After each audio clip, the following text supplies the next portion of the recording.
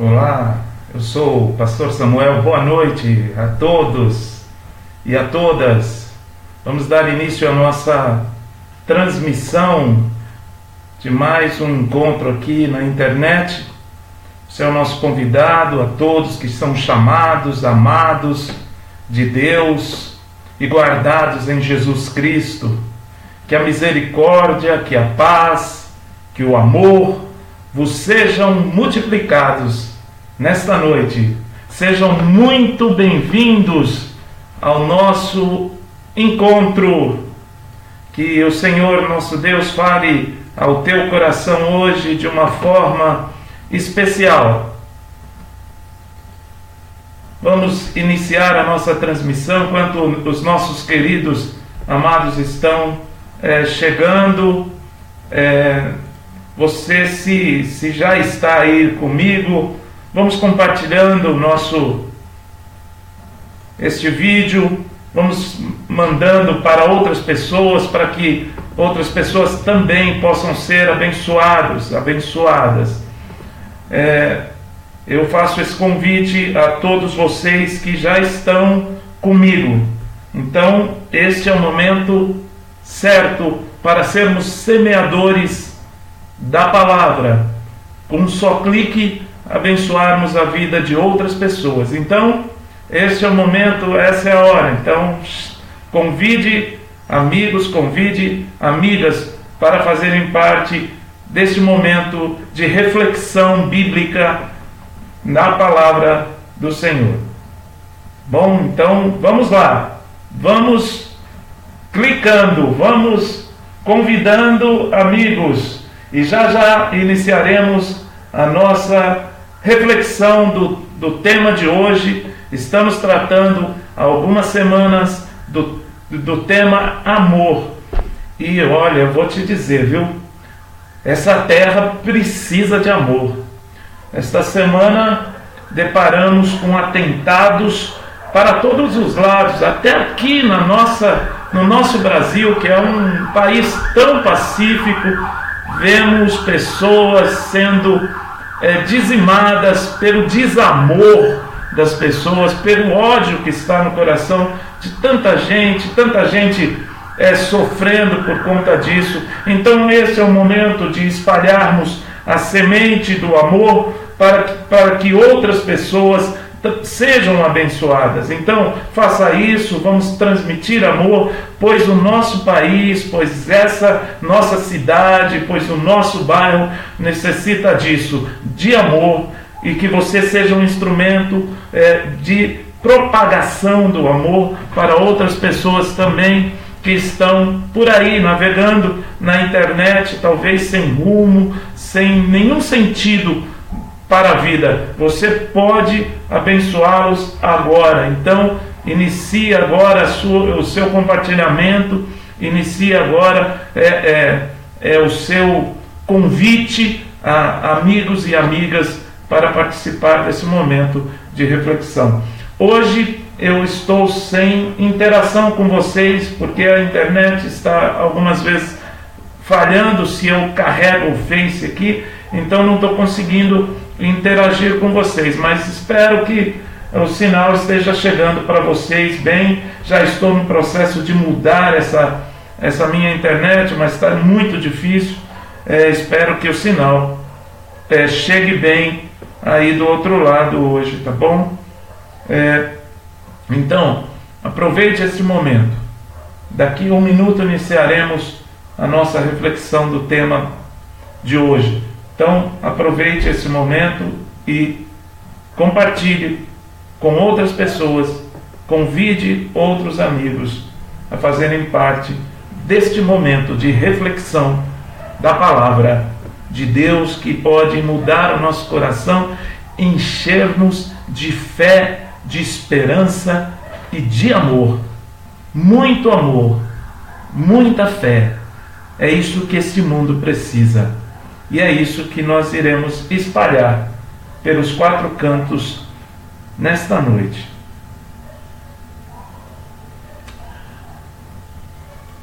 Ok? Que nós hoje oremos pelas famílias que estão sofrendo a perda dos seus filhos, crianças lá em Minas Gerais, crianças pequenas, bebês, que foram dizimados pela brutalidade humana. E ainda as pessoas acreditam que o diabo não existe.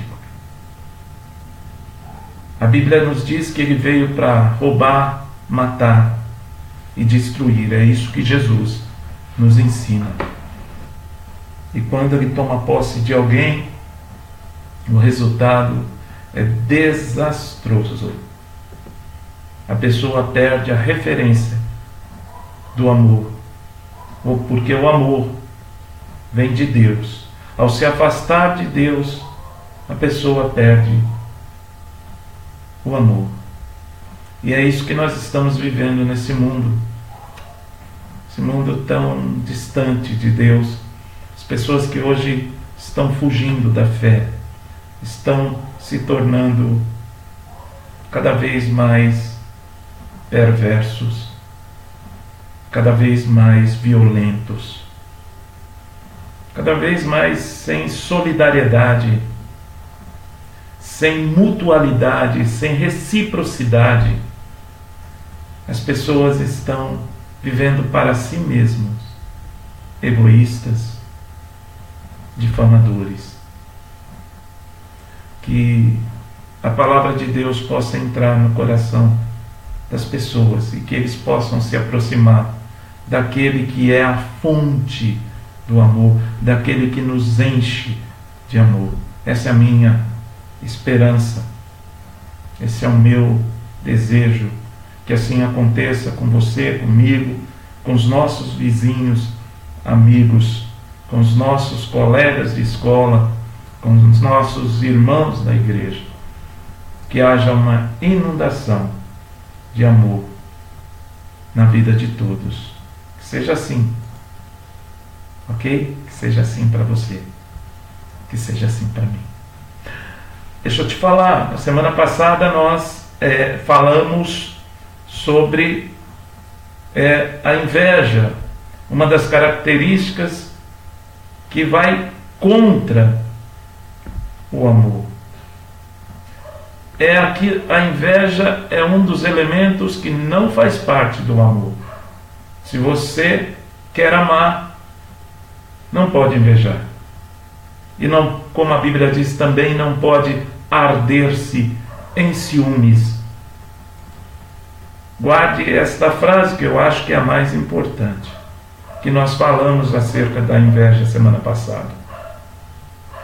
O invejoso ri quando alguém chora e chora quando alguém ri. Totalmente diferente do que Jesus e a palavra de Deus nos ensina. Nos alegrar com que se alegra e chorar com os que choram. E aqueles que invejam, inverte esta lógica espiritual e se alegra com os que choram e choram com os que se alegram. Que não seja assim na sua vida e nem na minha. Que vivamos o verdadeiro amor. E hoje eu queria prosseguir no verso de número 14, no verso de número 4, capítulo de número 13 da primeira epístola aos Coríntios. Primeira epístola aos Coríntios, capítulo 13, verso de número 4. Nós vamos tratar apenas de um trecho desse versículo. O versículo de número 4. O amor não se ufana, o amor não se ensoberbece. Você sabe que a Bíblia nos diz que o orgulho é um pecado infeccioso, é um pecado traiçoeiro, insidioso. Ele provoca o julgamento de Deus, ele destrói tudo que toca. O orgulho é assim. É uma erva daninha que destrói a flor do amor ágape. Essa é a implicação que o orgulho traz. A Bíblia diz que no amor de Deus, no amor ágape, não há espaço para o orgulho. O amor ágape, se houver o amor ágape, o orgulho não estará lá. O amor ágape não se ufana. Ele não se ensoberbece. Um autor traduziu da seguinte maneira: o amor não deseja impressionar os outros. O amor não nutre ideias envaidecidas. É assim que é o amor. O amor não quer impressionar. O amor não quer se envaidecer. Aqui, duas expressões importantes.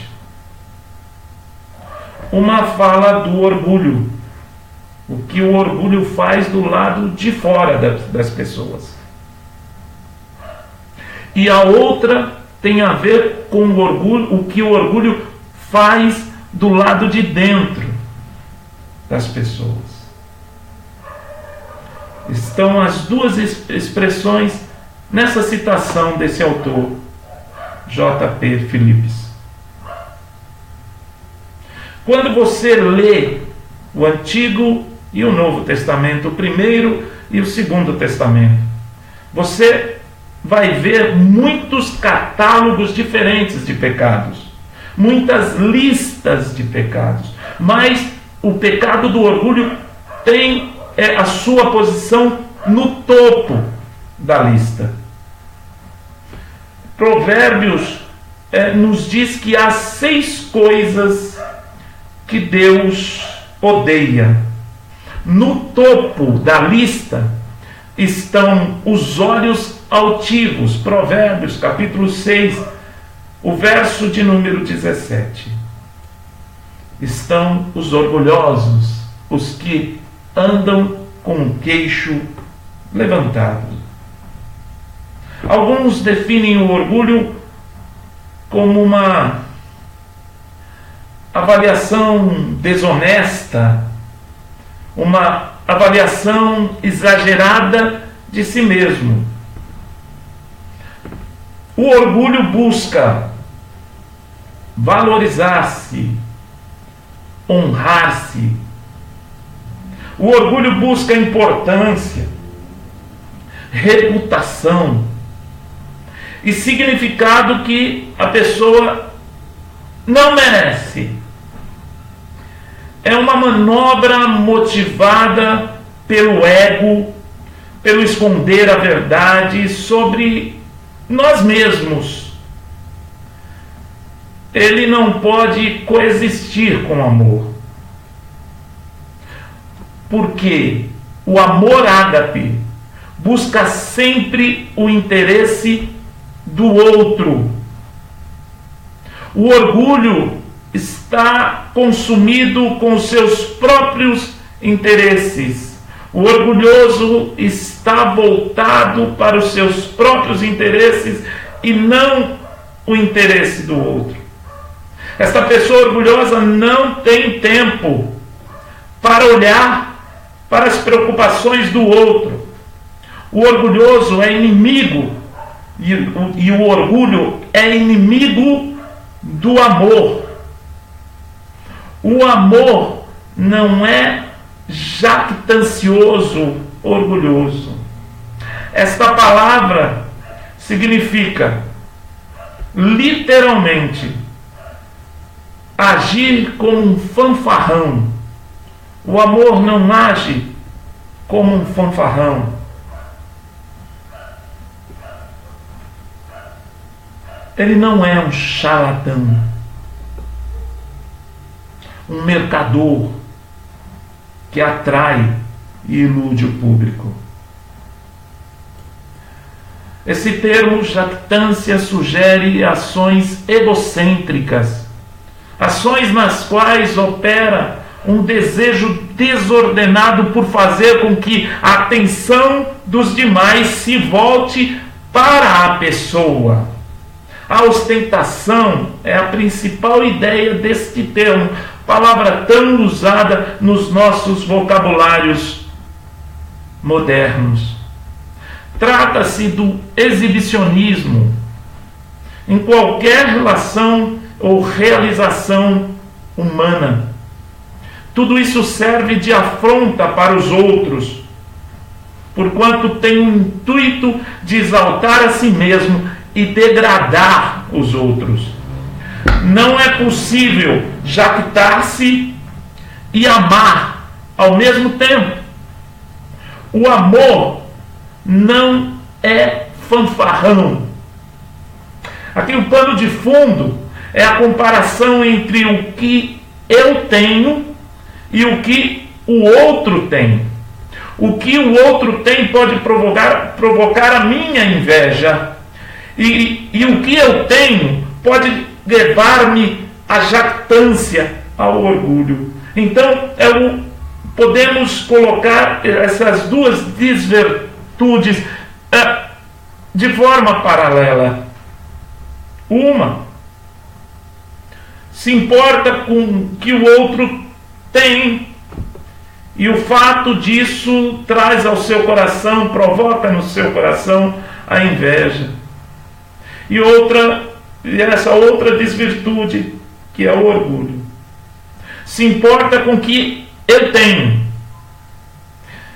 E é um olhar exagerado sobre aquilo que eu tenho. E isso é orgulho. A inveja se ressente do sucesso dos outros. O orgulho é a resposta pecaminosa à nossa própria prosperidade. Há um provérbio que me ajuda a manter as coisas na perspectiva correta. Seja o outro o que te louve, e não a tua boca, o estranho, e não os teus lábios. Provérbios 27, verso de número 2. Seja o outro o que te louve, e não a tua boca, o estranho, e não os teus lábios. Não tenha nada que você se orgulhe de você mesmo. É isso que o provérbio nos ensina. Que você não se concentre nas suas virtudes e ache que você ou eu somos melhores do que os outros. Se há alguma virtude em você e em mim, deixe que os outros digam isso, não você mesmo. E se você ou eu já fizemos isso alguma vez, é hora de pedirmos perdão. É hora de dizermos a Deus: nos perdoa pela nossa jactância, pelo nosso orgulho. Se você tivesse visitado a igreja de Corinto, você encontraria ali cristãos altivos, arrogantes e preocupados consigo mesmo.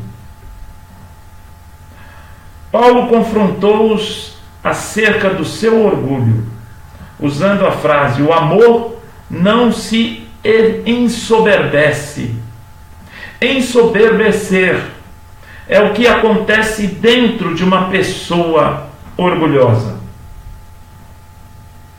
Podemos rastrear o uso dessa palavra em 1 Coríntios. No 5º capítulo, temos a história de imoralidade na igreja de Corinto. Mas a igreja não faz nada. Há um pecado de imoralidade lá. E nenhum dos membros daquela igreja faz nada. A razão por trás da tolerância de tal pecado é revelado lá em 1 Coríntios capítulo 5, verso de número 1.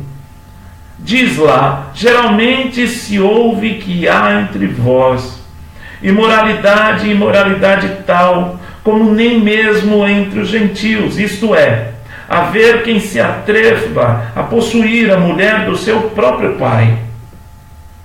E contudo, andais vós ensoberbecidos, a palavra está aí, e não chegastes a lamentar, para que fosse tirado do vosso meio quem tamanho traje praticou. 1 Coríntios, capítulo de número 5, verso de número 1 a 2. Paulo aqui está nos dizendo que os coríntios, que esta igreja, era uma igreja orgulhosa, que não podia ver o pecado como ele era mesmo. Tinha tanto orgulho lá, que eles não conseguiam se ver no pecado.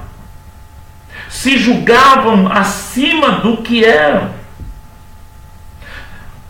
Considere outro texto, 1 Coríntios capítulo 8, verso 1, Paulo nos diz lá: no que se refere às coisas sacrificadas aos ídolos, reconhecemos que todos somos senhores do saber.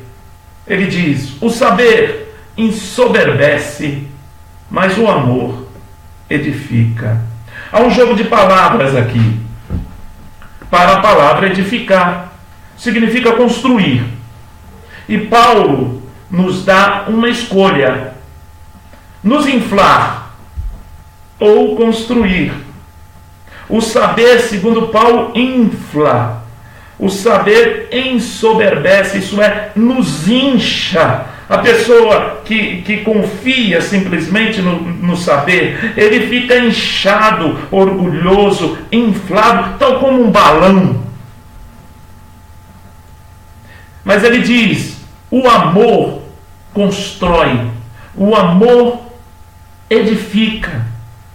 Saber, ter conhecimento sem amor é simplesmente uma oportunidade para inflar, encher o orgulho dentro do nosso próprio coração, dentro do nosso espírito. Mas quando temos amor, podemos evitar a armadilha do orgulho. E quando há amor, o saber se torna serviço.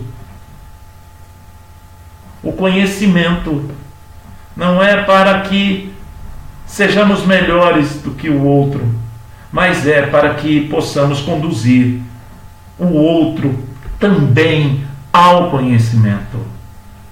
A palavra ensoberbecer, o verbo, na língua grega, ele nos dá uma imagem de um fole de ferreiro, aquele fole de ferreiro cheio de ar. Este verbo significa literalmente inflar-se. E este verbo comporta matizes de arrogância. Arrogância é uma boa palavra para descrever o termo ensoberbecer. Quando começamos a agir como se fôssemos melhores do que os outros, como se soubéssemos mais do que os outros, ou fizéssemos mais do que os outros, ou, enfim, conhecêssemos mais do que os outros, ou fazemos melhor do que os outros, nós somos acusados de arrogância. Quem ama de verdade não é arrogante, não se sente superior a ninguém, nem é orgulhoso. O amor impede a pessoa de inflar-se com o senso de sua própria importância. Isso muitas vezes acontece dentro de relacionamentos, de casamentos, onde o marido acha que sabe mais do que a esposa acha que sabe mais do que o marido. Estes casais estão a ponto de separar-se e de ficarem só. Não há espaço no amor para o orgulho. Sobretudo pessoas, talvez, marido que talvez teve a oportunidade de estudar e ter alguma titulação maior do que a sua esposa, ou vice-versa, que se coloca num patamar superior do que ela, ou do que as pessoas, ou do que os vizinhos, ou do que os amigos. Conhecimento sem amor é um fole de ferreiro, cheio de ar, que um dia ficará sem ar. Não somos nada. Tudo que temos é graça. Se estamos vivos, é graça. E por que o orgulho? E por que a arrogância? E por que a prepotência? Que Deus nos livre deste pecado, que possamos viver uma vida de humildade, que possamos expressar com o nosso serviço, até com o nosso conhecimento, a humildade, pois nada temos de nós mesmos. Quando nós olhamos para o orgulho nas Escrituras e examinamos essa desvirtude à luz da nossa capacidade de amar um ao outro, nós observamos 2 ou 3 coisas importantes. Primeiro, quando uma pessoa tem um coração orgulhoso, é basicamente porque ignorou a soberania de Deus em sua vida. Em 1 Coríntios capítulo 4, verso 7, Paulo faz algumas perturbadoras, penetrantes perguntas sobre o orgulho do coração daquela igreja que estava na cidade de Corinto. Ele diz: pois quem é que te faz sobressair? E que tens tu que não tenhas recebido? E isso é muito importante. E que tens tu que não tenhas recebido? E se o recebeste, por que te vanglorias, como se não o tiveras recebido? 1 Coríntios capítulo 4, verso de número 7. Quem te fez diferente dos outros? Quem é que é responsável por fazer todos nós diferentes, únicos, individuais? Deus nos fez diferentes. E quando somos orgulhosos, iniciamos um processo de rejeição da soberania de Deus em nossas vidas. Queremos nos colocar acima de Deus. Paulo também pergunta: o que você tem que você não recebeu? A pergunta que Paulo está fazendo é: o que você tem que não veio da parte de Deus? Não há nenhuma razão para nos tornarmos orgulhosos, porque tudo vem de Deus, tudo que temos vem de Deus, a nossa vida, esse grande milagre que não podemos explicar. Essa vida veio de Deus por meio do sopro de Deus sobre nós. João capítulo 3, verso 27, ele diz: o homem não pode receber coisa alguma se do céu não lhe for dada. Jesus está falando isso. Não podemos receber nada se não vier de Deus para nós. Tudo que temos, guarde isso, querida, amado, amada, tudo que temos, tudo que possuímos, não é nosso, veio de Deus para nós. É um presente, é uma dádiva de Deus para nós. Os nossos recursos, a nossa família, os nossos filhos, os nossos amigos, nosso trabalho, a nossa igreja, tudo que vem, tudo que temos, tudo que recebemos, veio de Deus. Que possamos dar graças, sermos gratos a Ele por tudo que Ele nos deu. Tiago trabalha também de acordo com João, no capítulo 3, verso 27. Ele nos diz, lá na epístola de Tiago, capítulo 1, verso 17, o seguinte: toda boa dádiva e todo dom perfeito são lá do alto, descendo do Pai das luzes, em quem não pode existir variação ou sombra de mudança. Tiago 1,17. Tudo que temos, querido, querida, tudo que temos vem de Deus. Então Paulo pergunta: ora, se o recebeste, por que te glorias como se não tivesse recebido? E toda vez que nós nos sentirmos orgulhosos por algo, nós afrontamos a sabedoria de Deus, a soberania, melhor dizendo, de Deus. Foi Ele que nos deu. Nós deveríamos, no momento que recebemos algo, dar graças a Deus por aquilo que recebemos. Essa terceira questão que eu coloquei vai assinalar a incongruência de se gabar sobre o que é nada mais do que um dom que vem de Deus. Como eu posso aprender a te amar como um dos filhos de Deus, se eu estou consumido comigo mesmo e não dou graças a Deus que me deu tudo o que eu possuo? Orgulho. O orgulho ignora a sabedoria de Deus. Pronto.